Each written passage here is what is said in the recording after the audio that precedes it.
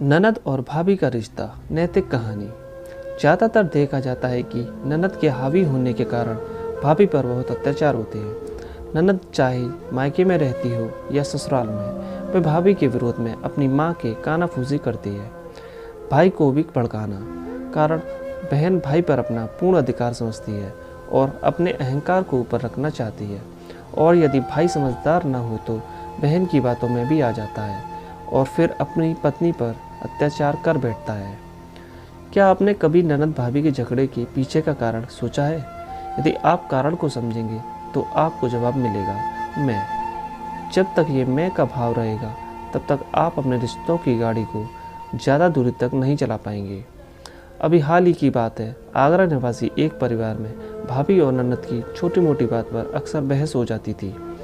ननद से ये सब बर्दाश्त नहीं होता था, तो ननद ने अपनी भाभी के साथ हुई बहस को लेकर साजिश रच डाली। उसके भाई के पास अचानक से अज्ञात कॉल आने लगे। फिर बहुत बार पूछने पर उसने बताया कि वह उसकी बीवी का बॉयफ्रेंड बोल रहा है। बात इतनी बढ़ गई कि शादी के 3 महीने ही बीते थे, बात तलाक तक पहुंच गई। 1 महीने से विवाहिता अपने मायके में है। विवाहिता ने महिला हेल्पलाइन से मदद मांगी। जैसे ही जांच शुरू हुई, ननद की साजिश का पर्दाफाश हो गया। ननद और भाभी के झगड़े की कई सामान्य वजह हो सकती हैं, जैसे शादी से पहले घर की हर चीज़ पर ननद का अधिकार होता है, परंतु शादी के बाद हालात बदल जाते हैं।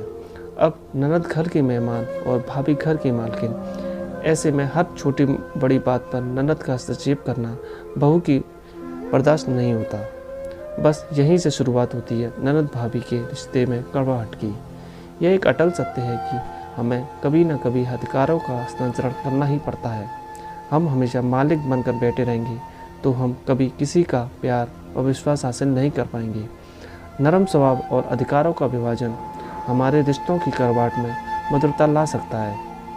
बहन होने के नाते आपको यह बात समझनी होगी कि विवाह के बाद भाई की जिम्मेदारियाँ और प्राथमिकताएं भी बदल जाती हैं। खुद को भावनात्मक रूप से दूसरों पर आश्रित न करें, बल्कि उन दोनों का रिश्ता मजबूत करने में मदद करें।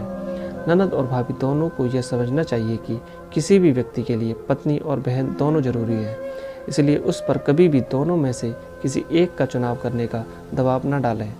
यह सच है कि नए घर में हर भाभी चाहती है कि वह स्वतंत्र रहे और उसे उसकी मर्जी से काम करने दिया जाए, जबकि ननद को लगता है कि जब पहले उसकी बातें मानी जाती थी तो भाई की शादी के बाद भी वैसा ही हो।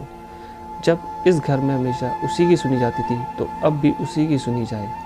लेकिन दोनों को समझना होगा कि वक्त के साथ परिस्थितियों में बदलाव आता है। भाभी और ननद दोनों की उम्र अक्सर देखा गया है कि समान ही होती है। दोनों को समझना चाहिए कि उनकी वजह से उनके भाई या पति को परेशानी न हो। हमउम्र होने के कारण दोनों के बीच अक्सर लड़ाई होती रहती है। ननद भाभी के रिश्ते को दोस्ती में बदलने की कोशिश करें।